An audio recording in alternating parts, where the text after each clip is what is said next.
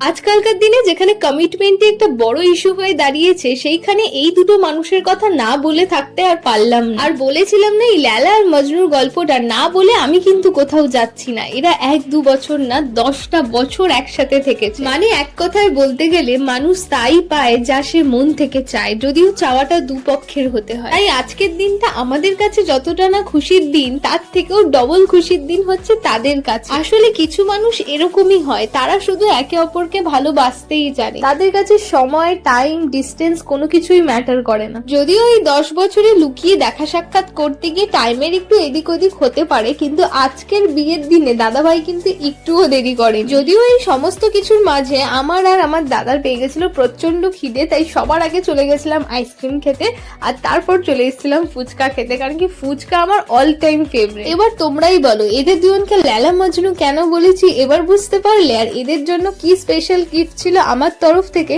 সেটা একটু দেখে নাও। আজ আসি, দেখা হচ্ছে নেক্সট সিরিজে। টাটা সবাইকে।